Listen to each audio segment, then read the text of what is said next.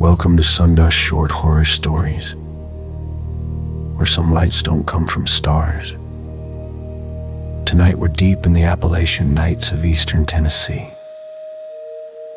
The Ridge Light.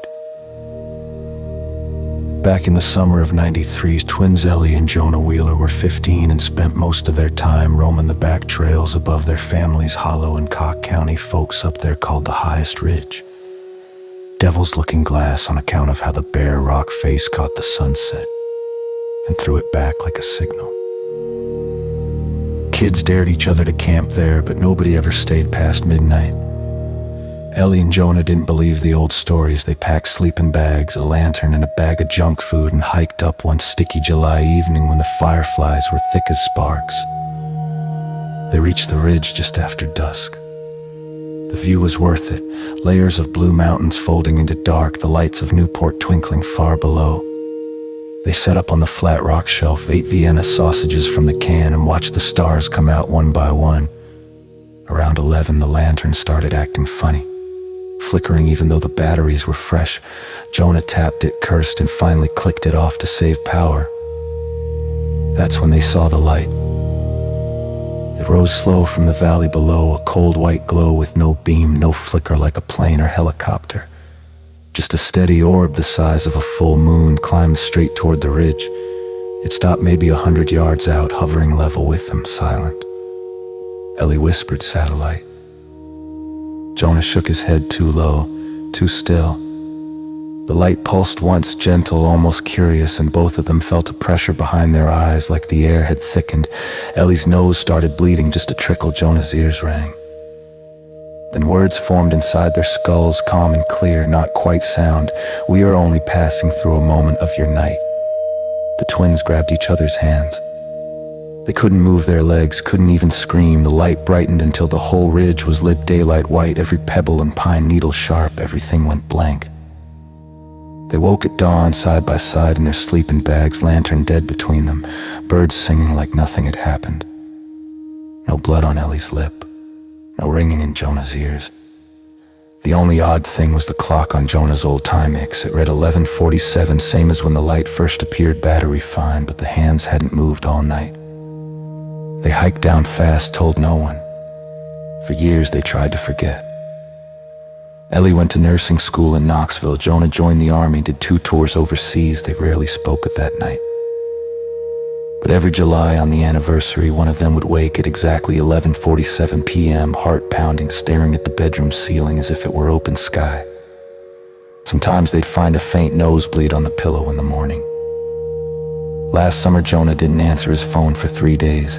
Ellie drove up to his trailer outside Gatlinburg, found him sitting on the porch at noon, staring up at the clear blue like he was waiting for something. "I saw it again," he said, voice flat, "same place, same time, only this time it didn't ask." He showed her his watch, stopped forever at 11:47. 2 weeks later, Jonah walked back up, Devil's Looking Glass alone. Rangers found his pack and boots neatly placed at the edge of the rock shelf. No note, no body. Ellie hasn't gone near the ridge since. But folks camping in Cock County these days say if you're up high on a clear July night, keep an eye on the eastern sky around 11:30. You might see a cold white light rise from the hollows. No sound, no flicker. It only needs a moment. And it's still passing through.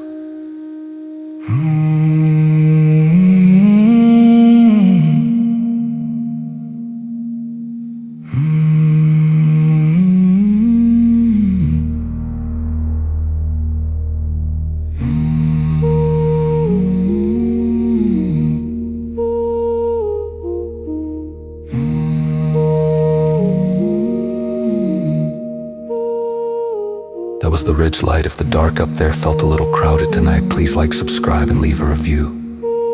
It keeps the signal clear. We'll be back next week with another glow in the dust. Until then, maybe sleep with the blinds down.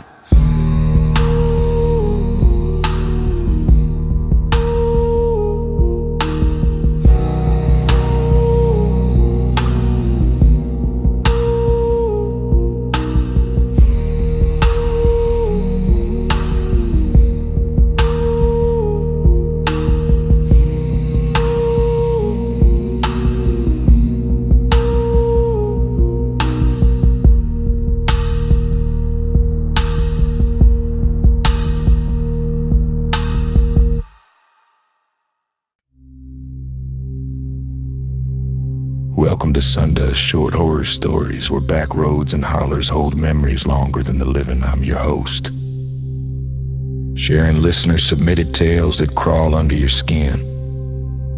Tonight's story comes from the hills of West Virginia and is titled Omen at Rocky River. Settle in and keep to the path. I grew up in a tiny country town called Rocky River, West Virginia. Woods thick as walls, dirt roads winding between hollers, families scattered in little sections up the hills.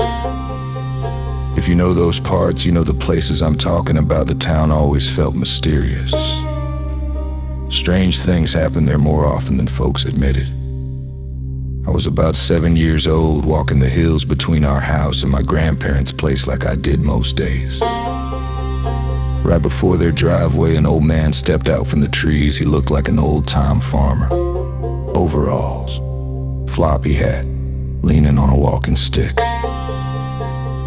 He put a gentle hand on my shoulder and said, "Tell everybody Uncle John says hello." I promised I would and ran the rest of the way. When I told Grandma, she froze, gave me the strangest look and said real quiet, "Uncle John passed away years ago." Then nothing more.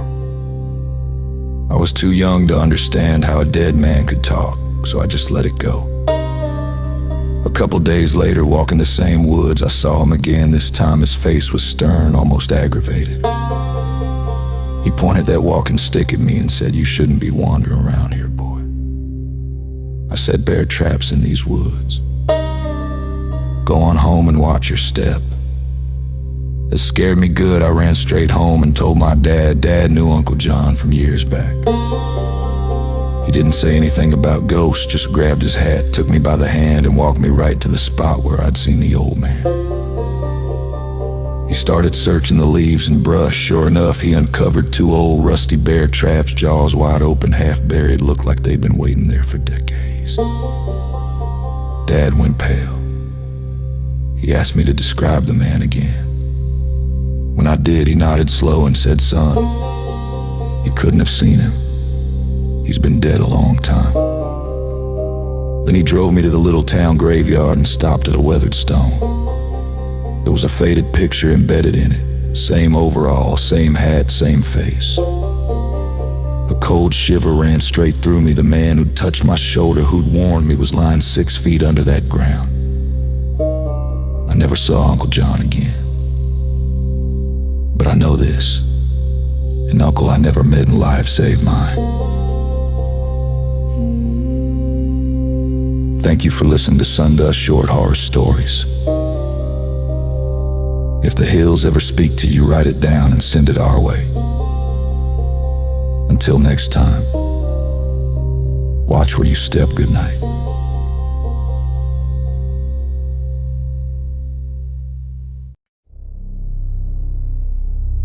Welcome to Sundust Short Horror Stories, the podcast where we dive into chilling tales of the supernatural, the unexplained, and the downright terrifying. I'm your host, bringing you bite-sized nightmares perfect for those late-night listens. Tonight's story is called The Creaking Door. Settle in, turn down the lights, and let's begin. Winter is cold and dreary, and I've always hated it. Not because of the endless gray skies or the biting wind, but because it traps me inside the house for months on end. And this isn't just any house, it's haunted. My parents refuse to believe it, of course. They chalk it up to old pipes, acetylene foundations. But I've lived with the odd occurrences my whole life, faint footsteps echoing in empty rooms, objects shifting places when no one's looking. The creepiest of all, though, is the basement door. Every so often, almost like clockwork, it opens on its own, always around 4 a.m. You hear it start with a soft click of the doorknob, then 5 agonizing seconds of silence, followed by the slow, deliberate creak as the door swings open. It's excruciatingly slow, the kind of sound that crawls under your skin and stays there. My eyes snap wide open, fear gripping my chest like ice, and I lie frozen in bed, heart pounding. Then come the footsteps, slow, deliberate thuds across the kitchen floor overhead. As if someone is pacing, searching. Curiosity always wins over terror. I bolt from bed, race down the stairs, flip on the lights, and find nothing. Not a trace.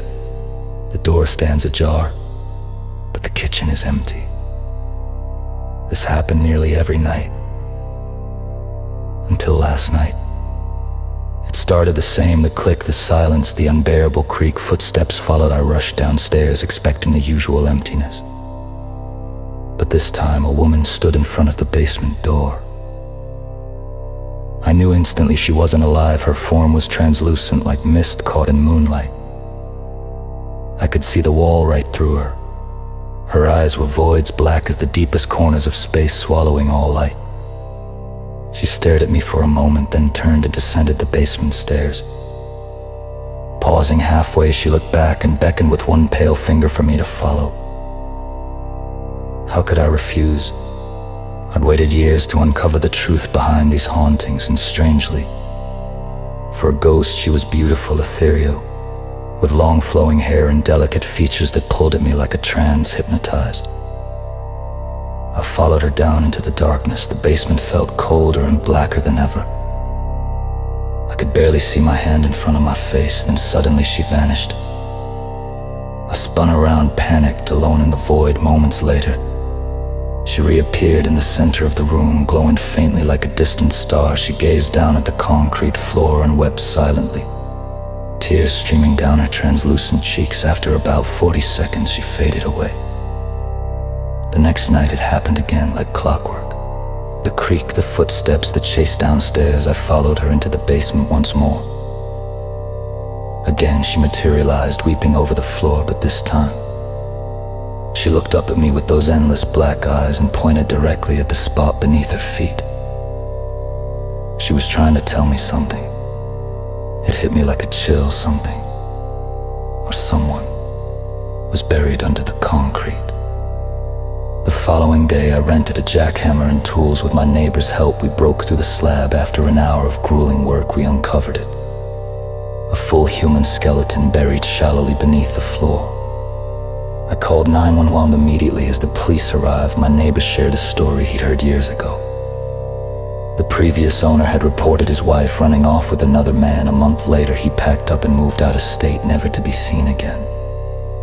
The 3-month investigation confirmed it.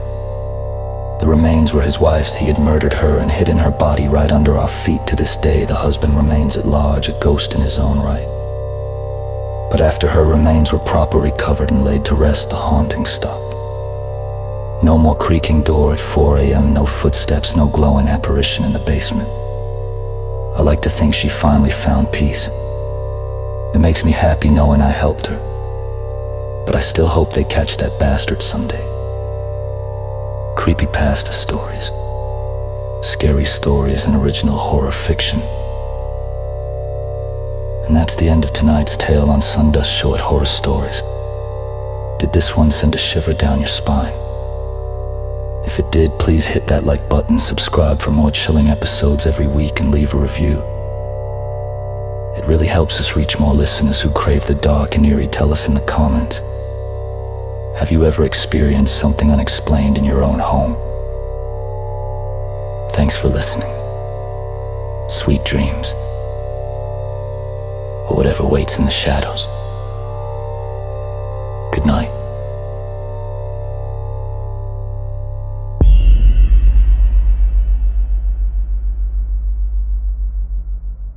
Welcome back to Sundust Short Horror Stories. Tonight's tale is called Murky Waters. I slip under the waterfall. The cold water hits me hard like a punishment. It rushes into my nose, mouth, and lungs. The loud roaring sound fills my head completely. At first, I'm terrified. Pure panic takes over. I thrash my arms and kick my legs, but the strong current wins. It always does.